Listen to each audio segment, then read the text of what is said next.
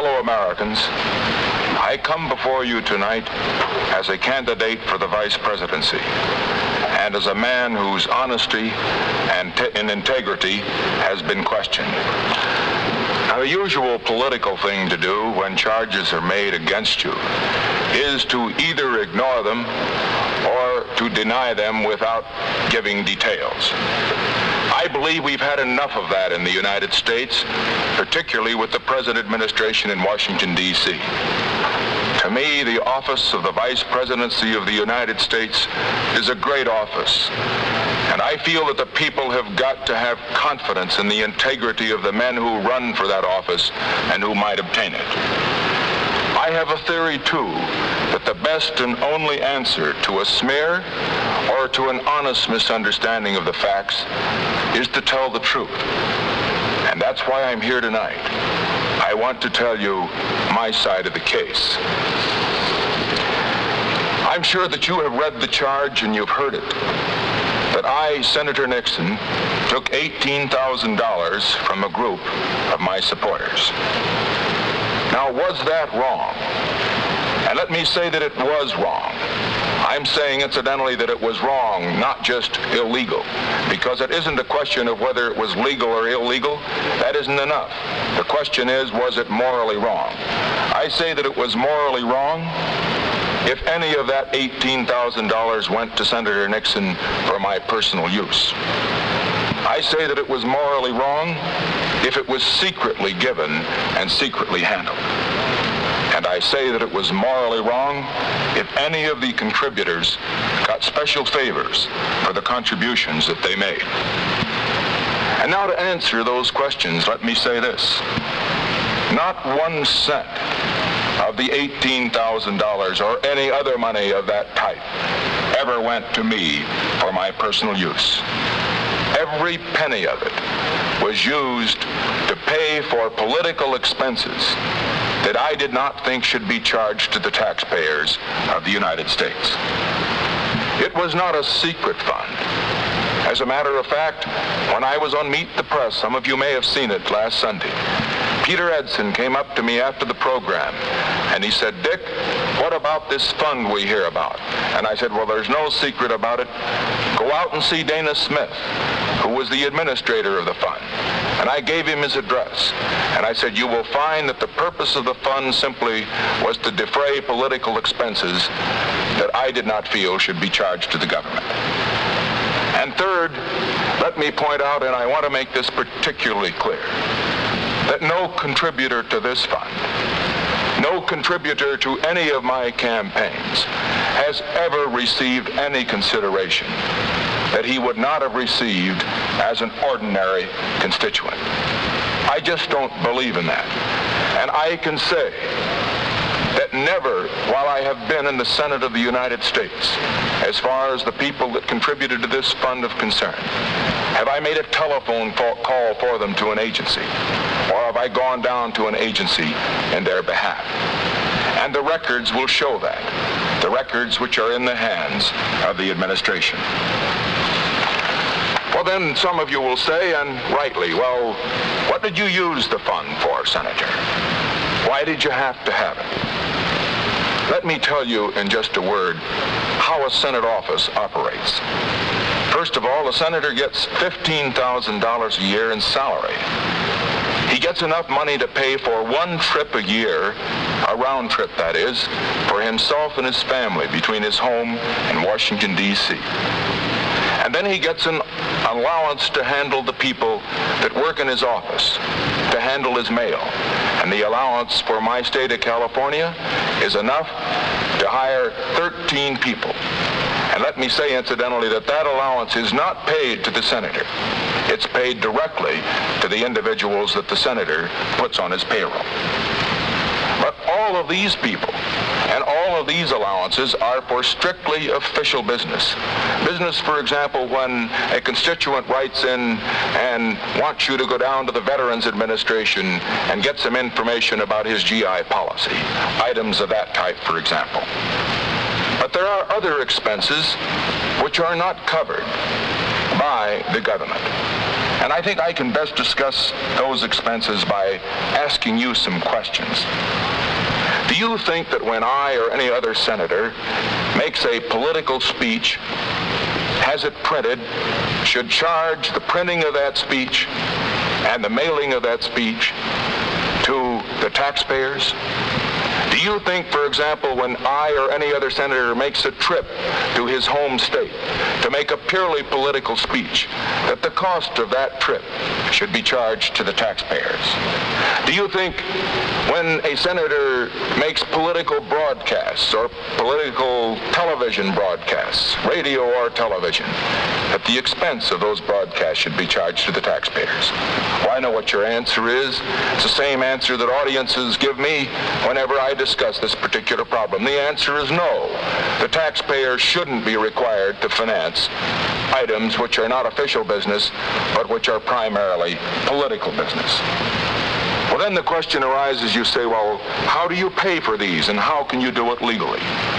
And there are several ways that it can be done, incidentally, and that it is done legally in the United States Senate and in the Congress. The first way is to be a rich man. I don't happen to be a rich man, so I couldn't use that way. Another way that is used is to put your wife on the payroll. Let me say, incidentally, that my opponent, my opposite number for the vice presidency of the Democratic ticket, does have his wife on the payroll and has had her on his payroll for the past 10 years. Now, just let me say this. That's his business, and I'm not critical of him for doing that. You will have to pass judgment on that particular point. But I have never done that for this reason. I have found that there are so many deserving stenographers and secretaries in Washington that needed the work that I just didn't feel it was right to put my wife on the payroll. My wife's sitting over here. She's a wonderful stenographer. She used to teach stenography, and she used to teach shorthand in high school. That was when I met her. And I can tell you folks that she's worked many hours at night and many hours on Saturdays and Sundays in my office. And she's done a fine job.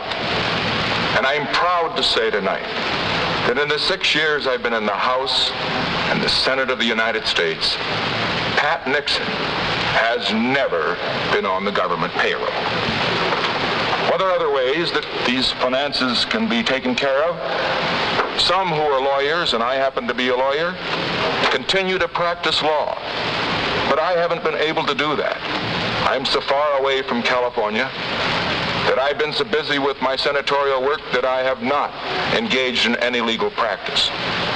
And also, as far as law practice was concerned, it seemed to me that the relationship between an attorney and a client was so personal that you couldn't possibly represent a man as an attorney and then have an unbiased view when he presented his case to you in the event that he had one before the government. And so I felt that the best way to handle these necessary political expenses of getting my message to the American people, and the speeches I made, the speeches that I had printed for the most part, concerned this one message of exposing this administration, the communism in it, the corruption in it. The only way that I could do that was to accept the aid which people in my home state of California who contributed to my campaign and who continued to make these contributions after I was elected were glad to make. And let me say I'm proud of the fact that not one of them has ever asked me for a special favor. I'm proud of the fact that not one of them has ever asked me to vote on a bill other than in my own conscience would dictate. And I'm proud of the fact that the taxpayers, by subterfuge or otherwise, have never paid one dime for expenses which I thought were political and shouldn't be charged to the taxpayers. Let me say, incidentally, that some of you may say, well, that's all right, Senator. That's your explanation. But have you got any proof? And I'd like to tell you this evening that just an hour ago, we received an independent audit of this entire fund. I suggested to Governor Sherman Adams, who was the chief of staff of the Dwight Eisenhower campaign, that an independent audit and legal report be obtained. And I have that audit here in my hands. It's an audit made by the Price Waterhouse and Company firm, and the legal opinion by Gibson, Dunn & Crutcher, lawyers in Los Angeles, the biggest law firm, and incidentally, one of the best ones in Los Angeles. I'm proud to be able to report to you tonight that this audit and this legal opinion is being forwarded to General Eisenhower.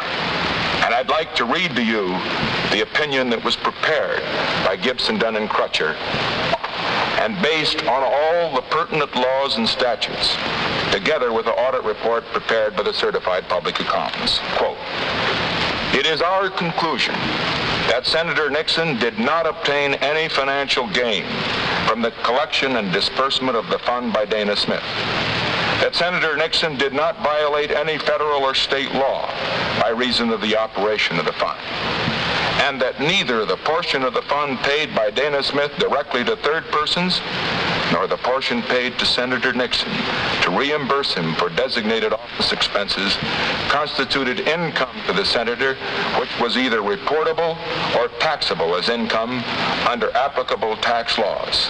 Signed, Gibson, Dunn & Crutcher, by Elmo H. Conley." Now that, my friends, is not Nixon speaking, but that's an independent audit which was requested because I want the American people to know all the facts, and I'm not afraid of having independent people go in and check the facts. And that is exactly what they did. But then I realized that there are still some who may say, and rightfully so, and let me say that I recognize that some will continue to smear, regardless of what the truth may be, but that there has been understandably some honest misunderstanding on this matter. And there's some that will say, well, maybe you were able, Senator, to fake this thing. How can we believe what you say? After all, is there a possibility that maybe you got some sums in cash? Is there a possibility that you may have feathered your own nest? And so now what I am going to do, and incidentally this is unprecedented in the history of American politics, I am going at this time to give to this television and radio audience a complete financial history. Everything I've earned, everything I've spent, everything I owe. And I want you to know the facts. I'll have to start early. I was born in 1913. Our family was one of modest circumstances, and most of my early life was spent in a store out in East Whittier. It was a grocery store, one of those family enterprises. The only reason we were able to make it go was because my mother and dad had 5 boys, and we all worked in the store. I worked my way through college and to a great extent through law school. And then in 1940, probably the best thing that ever happened to me happened. I married Pat, who's sitting over here. We had a rather difficult time after we were married, like so many of the young couples who may be listening to us. I practiced law. She continued to teach school. Then in 1942, I went into the service.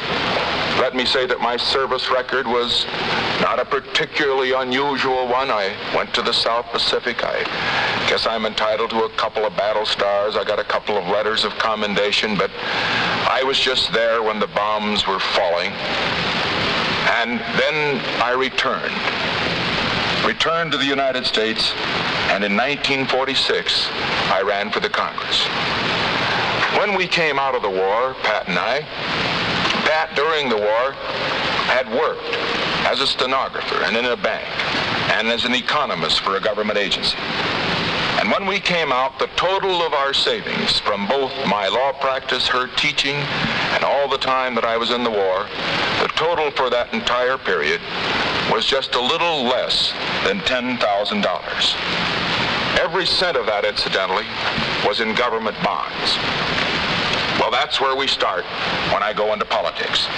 Now, what have I earned since I went into politics? Well, here it is. I've jotted it down. Let me read the notes. First of all, I've had my salary as a congressman and as a senator. Second, I have received a total in this past 6 years of $1,600 from estates which were in my law firm at the time that I severed my connection with it. And incidentally, as I said before, I have not engaged in any legal practice and have not accepted any fees from business that came into the firm after I went into politics. I have made an average of approximately $1,500 a year from non-political speaking engagements and lectures. And then fortunately, we've inherited a little money. Pat sold her interest in her father's estate for $3,000, and I inherited $1,500 from my grandfather. We lived rather modestly. For 4 years, we lived in an apartment in Park Fairfax in Alexandria, Virginia. The rent was $80 a month. And we saved for the time that we could buy a house. Now, that was what we took in. What did we do with this money? What do we have today to show for it? This will surprise you, because it is so little, I suppose, as standards generally go of people in public life. First of all, we've got a house in Washington which cost $41,000 and in which we owe $20,000. We have a house in Whittier, California, which cost $13,000 and on which we owe $3,000. My folks are living there at the present time. I have just $4,000 in life insurance, plus my GI policy, which I've never been able to convert and which will run out in 2 years. I have no life insurance whatever on Pat. I have no life insurance on our 2 youngsters, Tricia and Julie. I own a 1950 Oldsmobile car. We have our furniture. We have no stocks and bonds of any type. We have no interest of any kind, direct or indirect, in any business. Now, that's what we have. What do we owe? Well, in addition to the mortgage, the $20,000 mortgage on the house in Washington, the $10,000 one on the house in Whittier, I owe $4,500 to the Riggs Bank in Washington, D.C., with interest at 4.5%.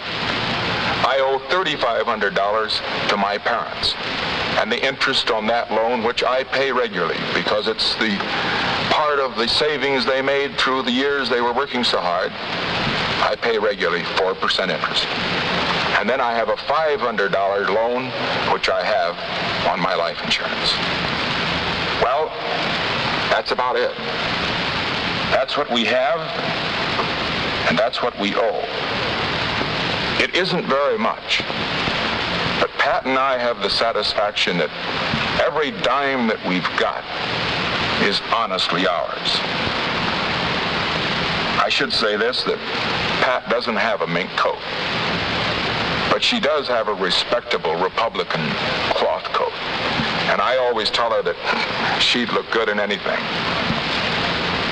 One other thing I probably should tell you, because if I don't, they'll probably be saying this about me too. We did get something, a gift, after the election. A man down in Texas heard Pat on the radio mention the fact that our 2 youngsters would like to have a dog. And believe it or not, the day before we left on this campaign trip, we got a message from the Union Station in Baltimore saying they had a package for us. We went down to get it. You know what it was? It was a little Cocker Spaniel dog in a crate that he'd sent all the way from Texas. Black and white, spotted. And our little girl, Tricia, the 6-year-old, named it Checkers. And you know, the kids, like all kids, love the dog. And I just want to say this right now, that regardless of what they say about it, we're going to keep him. It isn't easy to come before a nationwide audience and bare your life, as I've done. But I want to say some things before I conclude that I think most of you will agree on. Mr. Mitchell, the chairman of the Democratic National Committee, made the statement that if a man couldn't afford to be in the United States Senate, he shouldn't run for the Senate. And I just want to make my position clear. I don't agree with Mr. Mitchell when he says that only a rich man should serve his government in the United States Senate or in the Congress. I don't believe that represents the thinking of the Democratic Party, and I know that it doesn't represent the thinking of the Republican Party. I believe that it's fine that a man like Governor Stevenson, who inherited a fortune from his father, can run for president. But I also feel that it's essential in this country of ours that a man of modest means can also run for president. Because, you know, remember Abraham Lincoln. You remember what he said. God must have loved the common people. He made so many of them. And now I'm going to suggest some courses of conduct. First of all, you have read in the papers about other funds now. Mr. Stevenson apparently had a couple. One of them in which a group of business people paid and helped to supplement the salaries of state employees. Here is where the money went directly into their pockets. And I think that what Mr. Stevenson should do should be to come before the American people as I have. Give the names of the people that contributed to that fund. Give the names of the people who put this money into their pockets at the same time that they were receiving money from their state government. And see what favors, if any, they gave out for that. I don't condemn Mr. Stevenson for what he did, but until the facts are in, there is a doubt that will be raised. And as far as Mr. Sparkman is concerned, I would suggest the same thing. He's had his wife on the payroll. I don't condemn him for that. But I think that he should come before the American people and indicate what outside sources of income he has had. I would suggest that under the circumstances, both Mr. Sparkman and Mr. Stevenson should come before the American people as I have and make a complete financial statement as to their financial history. And if they don't, it will be an admission that they have something to hide. And I think you will agree with me. Because, folks, remember, a man that's to be President of the United States, a man that's to be Vice President of the United States, must have the confidence of all the people. And that's why I'm doing what I'm doing. And that's why I suggest that Mr. Stevenson and Mr. Sparkman, since they are under attack, should do what they're doing. Now, let me say this. I know that this is not the last of the smears. In spite of my explanation tonight, other smears will be made. Others have been made in the past. And the purpose of the smears, I know, is this: to silence me, to make me let up. Well, they just don't know who they're dealing with. I'm going to tell you this. I remember in the dark days of the Hiss case, some of the same columnists, some of the same radio commentators who are attacking me now and misrepresenting my position were violently opposing me at the time I was after Alger Hiss. But I continued to fight because I knew I was right. And I can say to this great television and radio audience that I have no apologies to the American people for my part in putting Alger Hiss where he is today. And as far as this is concerned, I intend to continue to fight. Why do I feel so deeply? Why do I feel that in spite of the smears, the misunderstanding, the necessity for a man to come up here and bare his soul as I have, why is it necessary for me to continue this fight? And I want to tell you why. Because you see, I love my country. And I think my country is in danger. And I think the only man that can save America at this time is the man that's running for president on my ticket, Dwight Eisenhower. You say, why do I think it's in danger? And I say, look at the record.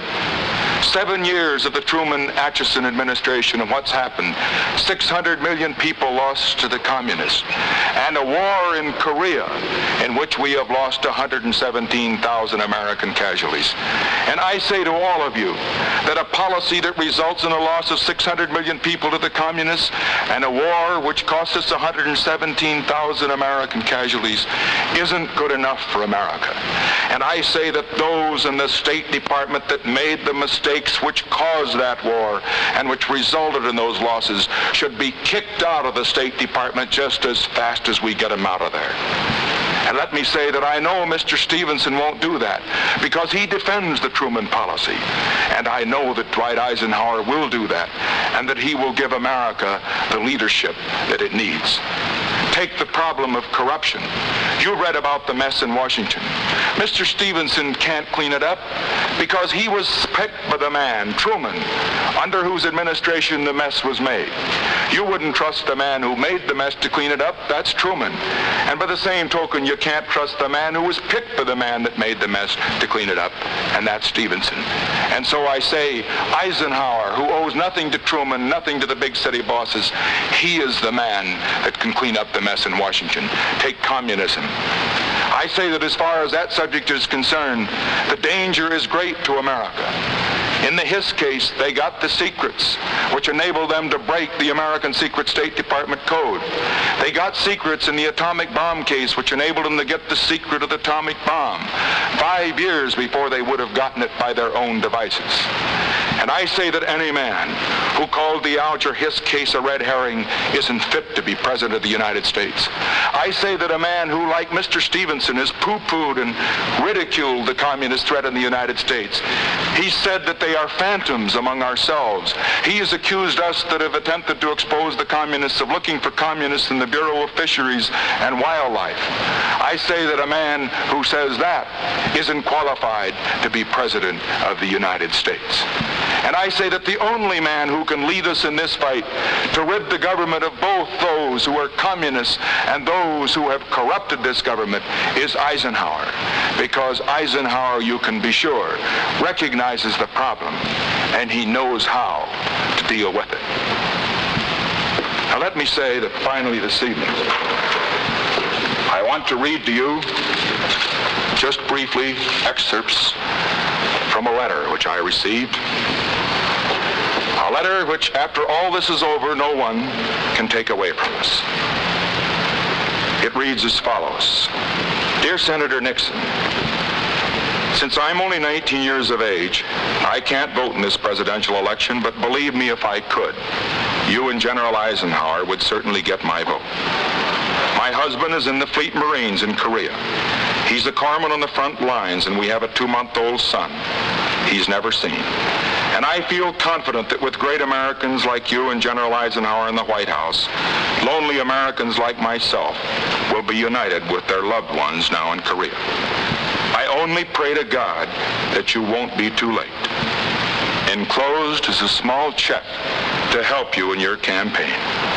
Living on $85 a month, it is all I can afford at present, but let me know what else I can do.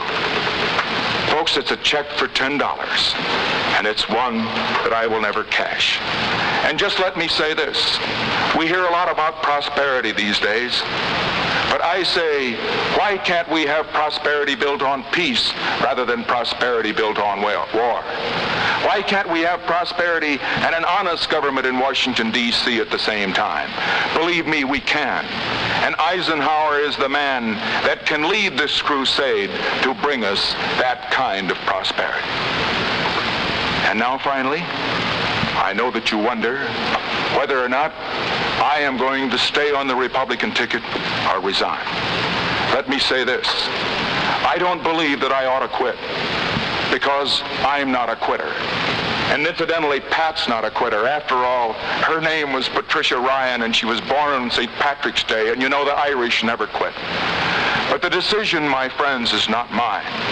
I would do nothing that would harm the possibilities of Dwight Eisenhower to become President of the United States. And for that reason, I am submitting to the Republican National Committee tonight through this television broadcast the decision which it is theirs to make.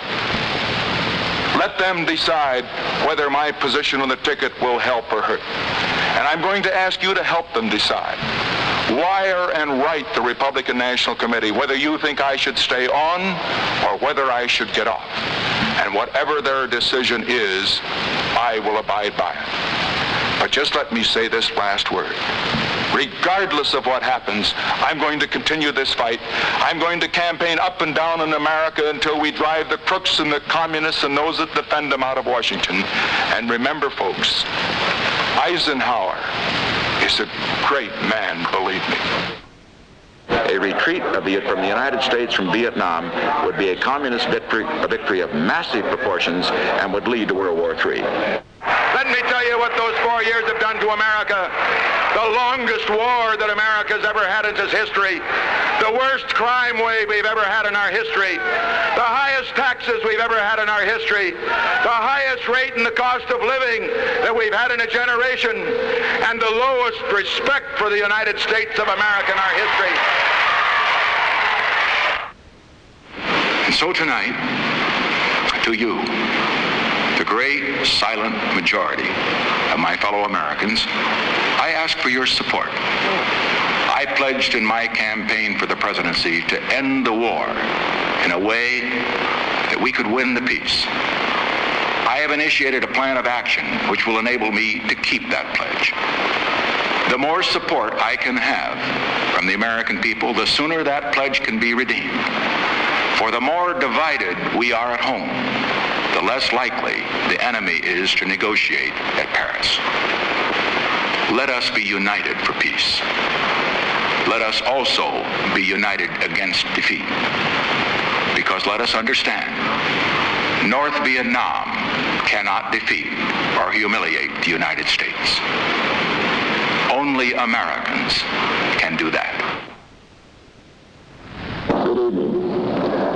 This is the 37th time I have spoken to you from this office, where so many decisions have been made that shape the history of this nation.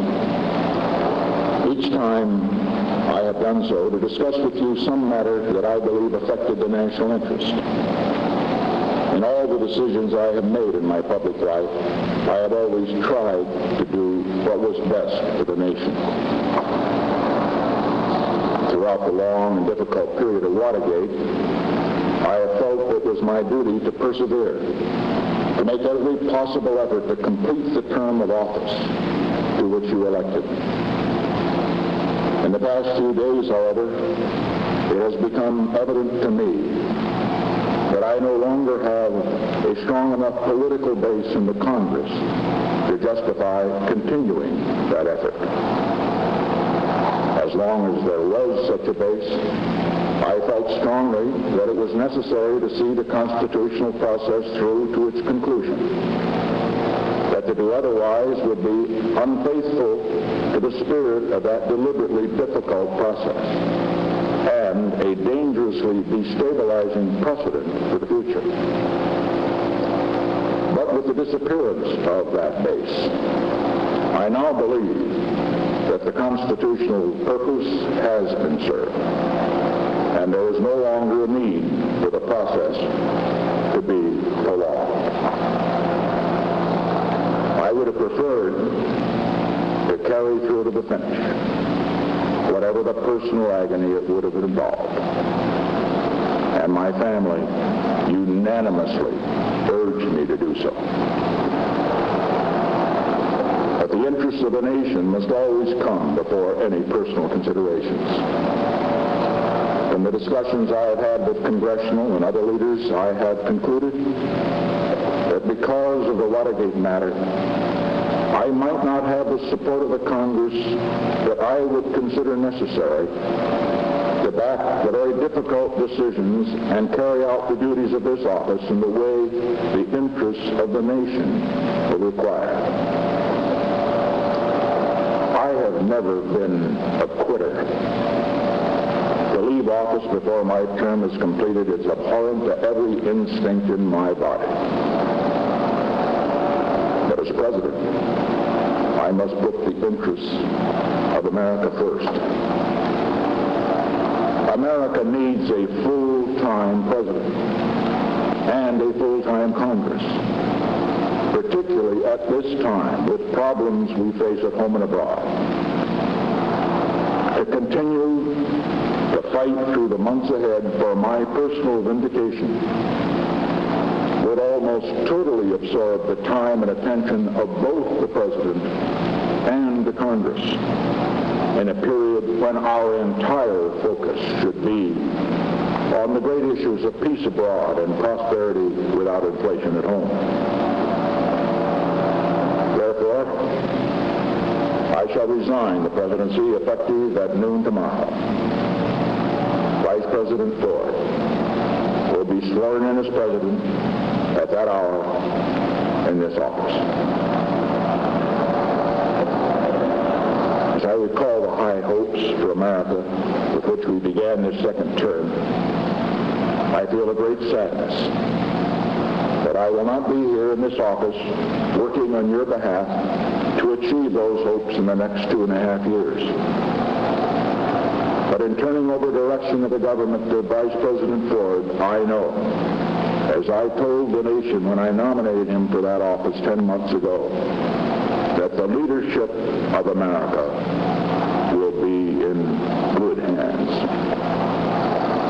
In passing this office to the Vice President, I also do so with a profound sense of the weight of responsibility that will fall on his shoulders tomorrow, and therefore of the understanding, the patience, the cooperation he will need from all Americans. As he assumes that responsibility, he will deserve the help and the support of all of us. As we look to the future, the first essential is to begin healing the wounds of this nation, to put the bitterness and divisions of the recent past behind us, and to rediscover those shared ideals that lie at the heart of our strength and unity as a great and as a free people. By taking this action, I hope that I will have hastened the start of that process of healing which is so desperately needed in America. I regret deeply any injuries that may have been done in the course of the events that led to this decision. I would say only that if some of my judgments were wrong, and some were wrong, they were made in what I believed at the time to be the best interest of the nation. To those who have stood with me during these past difficult months, to my family, my friends, to many others who joined in supporting my cause because they believed it was right, I will be eternally grateful for your support. And to those who have not felt able to give me your support, let me say, I leave with no bitterness toward those who have opposed me. Because all of us in the final analysis have been concerned with the good of the country, however our judgments might differ.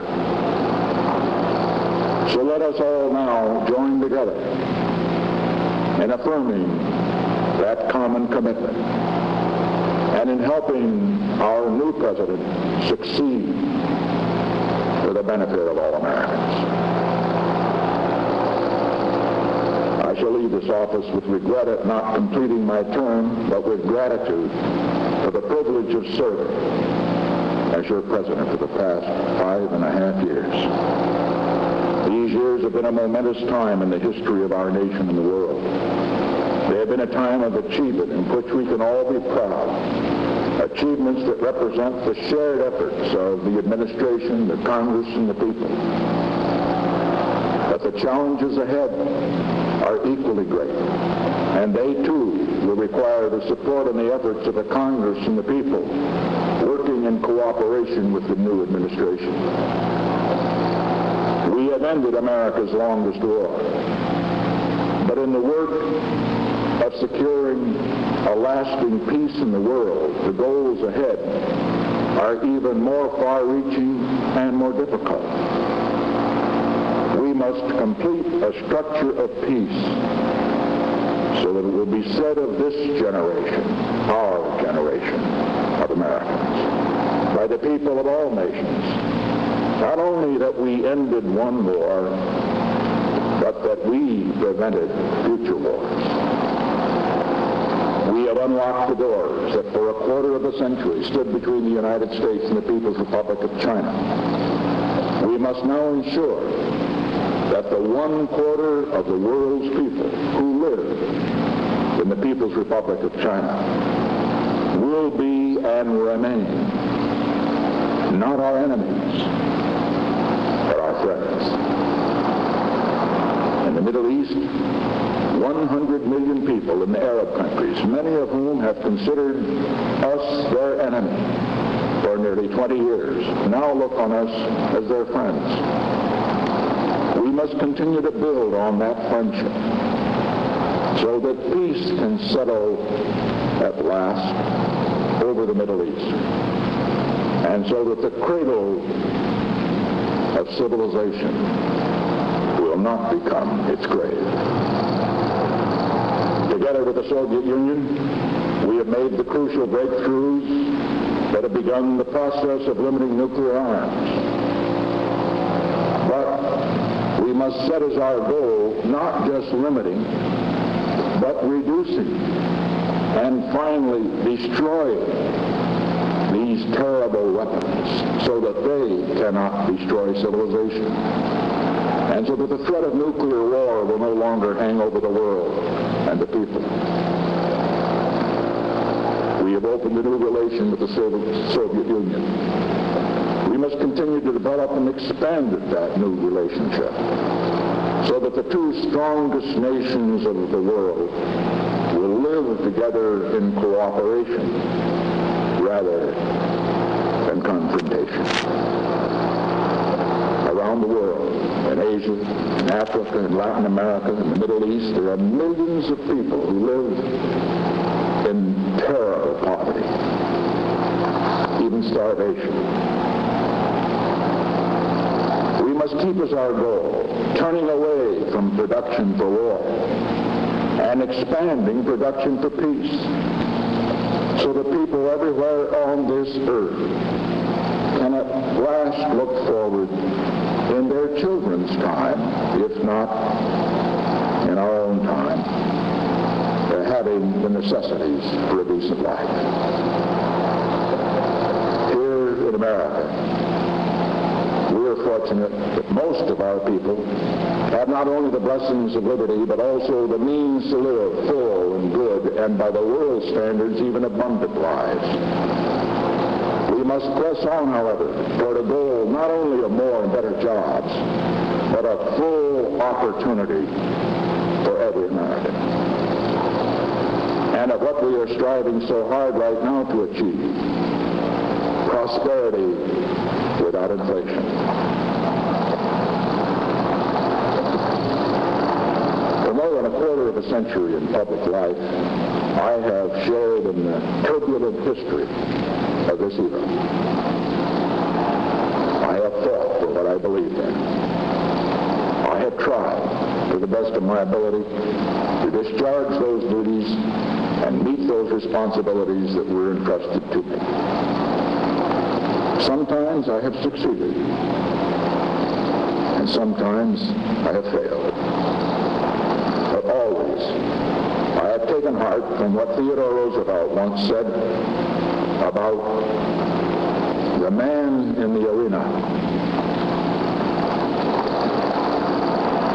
whose face is marred by dust and sweat and blood, who strives valiantly, who errs and comes short again and again, because there is not effort without error and shortcoming, but who does actually strive to do the deed,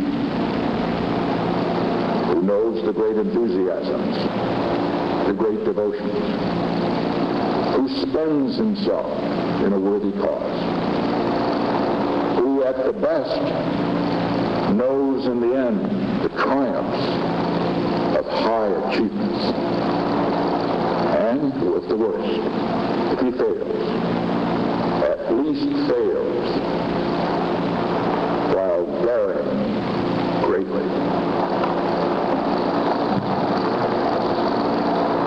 pledge to you tonight that as long as I have a breath of life in my body, I shall continue in that spirit. I shall continue to work for the great causes to which I have been dedicated throughout my years as a congressman, a senator, vice president, and president. The cause of peace, not just for America, but among all nations. Prosperity, justice, and opportunity for all of our people. There is one cause, above all, to which I have been devoted, and to which I shall always be devoted for as long as I live. When I first took the oath of office as president 5.5 years ago, I made this sacred commitment to consecrate my office, my energies, and all the wisdom I can summon to the cause of peace among nations. I've done my very best in all the days since to be true to that pledge. As a result of these efforts, I am confident that the world is a safer place today, not only for the people of America, but for the people of all nations. And that all of our children have a better chance than before of living in peace rather than dying in war. This, more than anything, is what I hoped to achieve when I sought the presidency. This, more than anything, is what I hope will be my legacy to you, to our country, as I leave the presidency.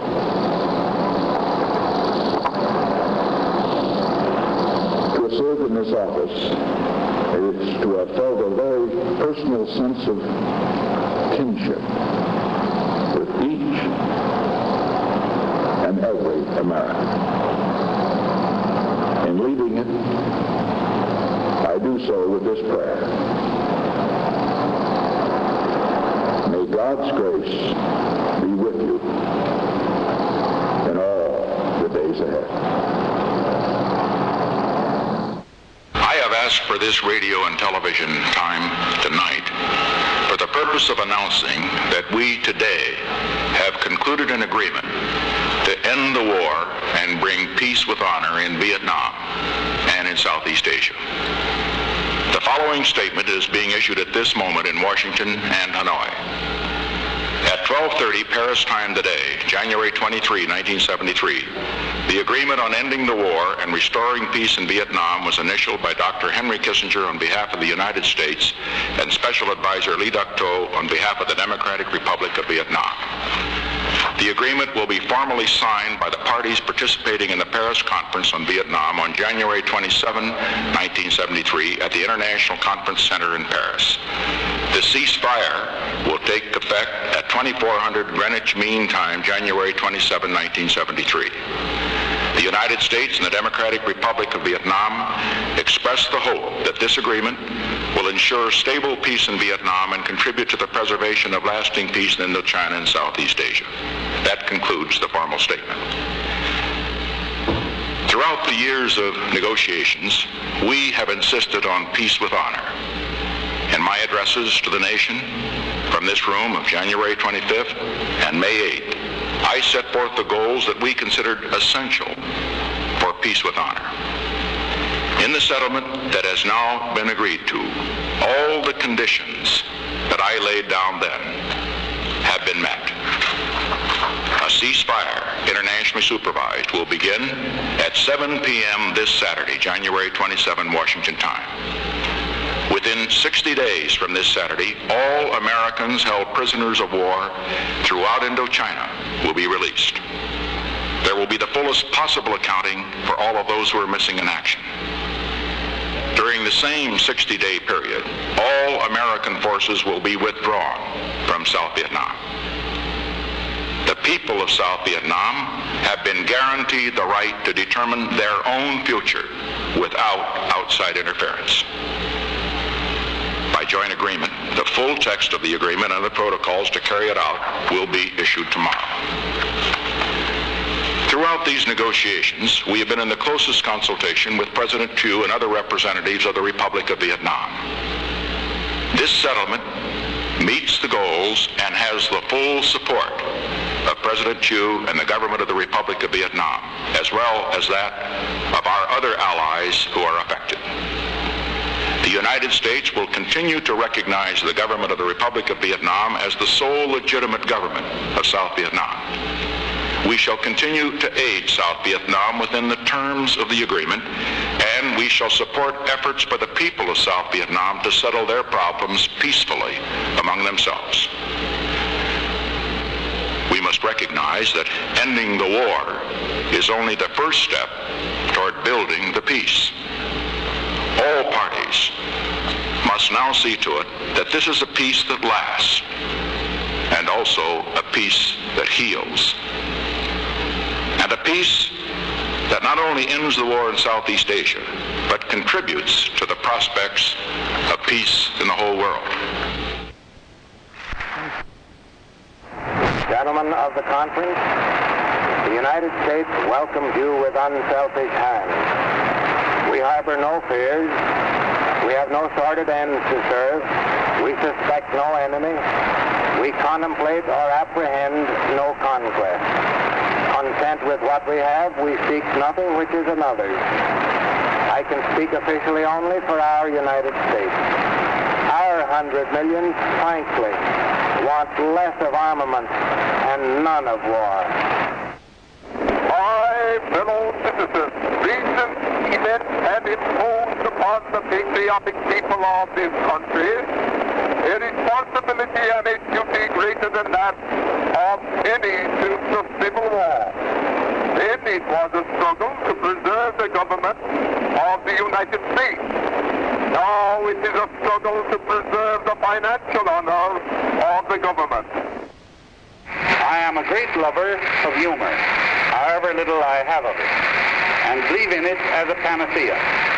In these days of nervous prostration, of brain fag, and of the strenuous life, there is nothing that so much contributes to a survival of the trials and sufferings of the day as a sense of humor. It is like the puffers in the solid train, like the air cushion of a modern field gun. It saves the joke. In order to induce their employer into a compliance with their request for changed terms of employment, workmen have the right to strike in a body. To use such persuasion as they may, provided it does not reach the point of duress, to lead their reluctant co-laborers to join them in their union against their employer. What they have not the right to do is to injure their employer's property, to injure their employer's business by use of threats or methods of physical duress against those who would work for him, or by carrying on what is sometimes known as a secondary boycott against his customers. Mr. General Secretary, I think you understand that we're not just grateful to both you and Mrs. Gorbachev, but want you to know we think of you as friends. My fellow Americans, I'm pleased to tell you today that I've signed legislation that will outlaw Russia forever. We begin bombing in 5 minutes. Ladies and gentlemen, I'm only going to talk to you just for a minute or so this evening because I have some very sad news for all of you, and I think sad news for all of our fellow citizens and people who love peace all over the world. And that is that Martin Luther King was shot and was killed tonight in Memphis.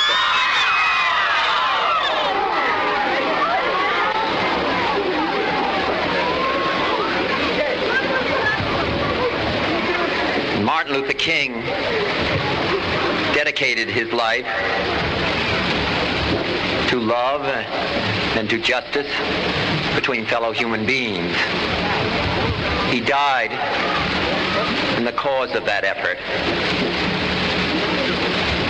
In this difficult day, in this difficult time for the United States, it's perhaps well to ask what kind of a nation we are and what direction we want to move in.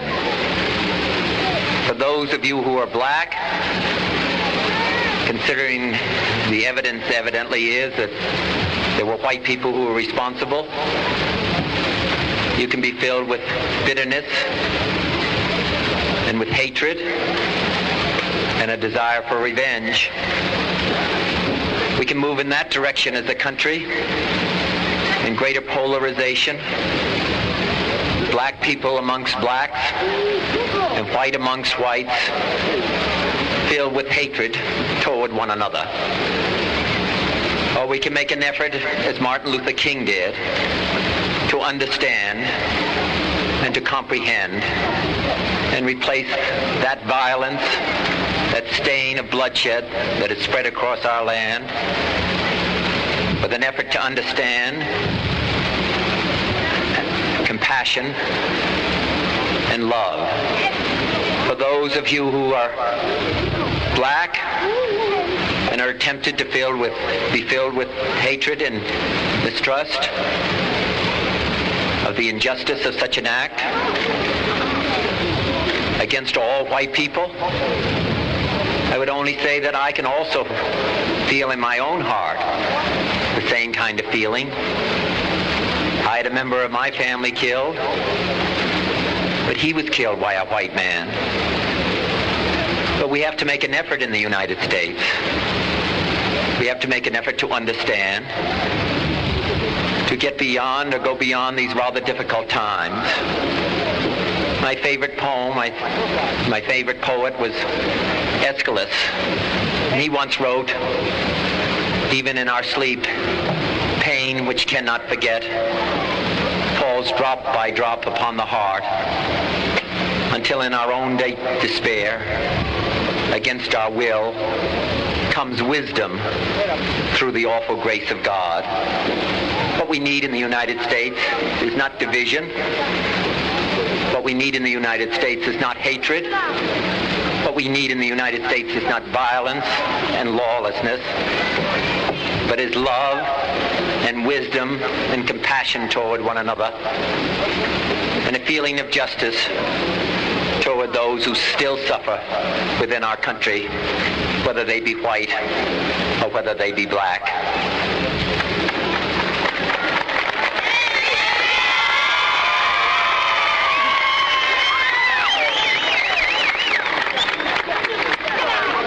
So I ask you tonight to return home, to say a prayer for the family of Martin Luther King. Yeah, it's true. But more importantly, to say a prayer for our own country, which all of us love, a prayer for understanding and that compassion of which I spoke. We can do well in this country. We will have difficult times. We've had difficult times in the past, but we will have difficult times in the future. It is not the end of violence. It is not the end of lawlessness, and it's not the end of disorder. But the vast majority of white people and the vast majority of black people in this country want to improve the quality of our life and want justice for all human beings that abide in our land, and dedicate ourselves to what the Greeks wrote so many years ago, to tame the savageness of man and make gentle the life of this world. Let us dedicate ourselves to that and say a prayer for our country and for our people. Thank you very much.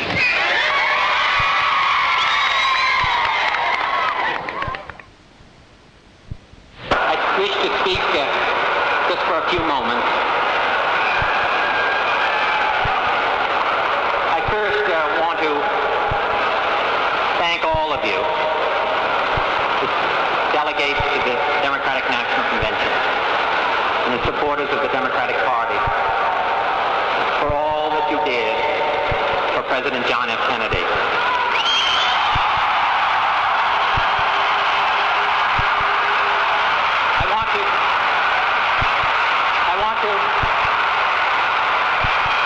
I want to express my appreciation to you for the effort that you made on his behalf at the the convention 4 years ago, the efforts that you made on his behalf for his election in November of 1960, and perhaps most importantly, the encouragement and the strength that you gave him after he was elected President of the United States.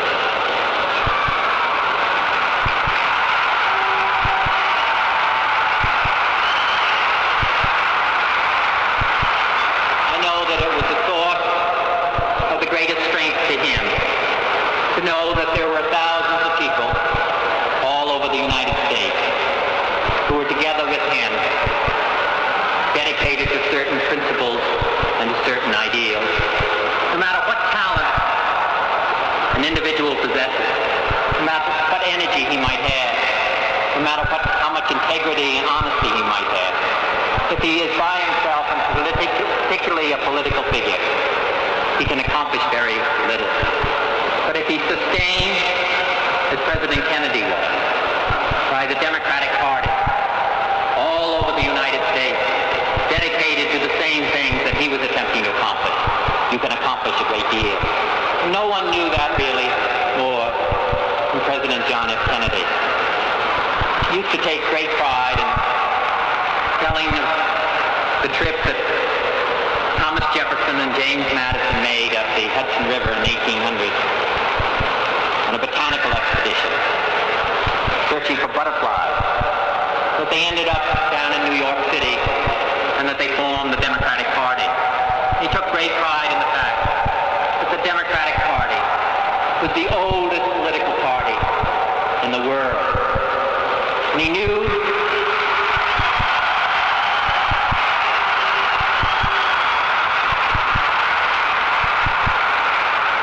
that this linkage of Madison and Jefferson with the leaders in New York combined the North and the South, to combine the industrial areas of the country with the rural farm. But this combination was always dedicated to progress. All of our presidents have been dedicated to progress. With Thomas Jefferson and the Louisiana Purchase. But when Thomas Jefferson also realized that the United States could not remain on the eastern seaboard, and sent Lewis and Clark to the west coast. Of Andrew Jackson, of Woodrow Wilson, of Franklin Roosevelt, who saved our citizens who were in great despair because of the financial crisis. Of Harry Truman, who not only spoke but acted for freedom.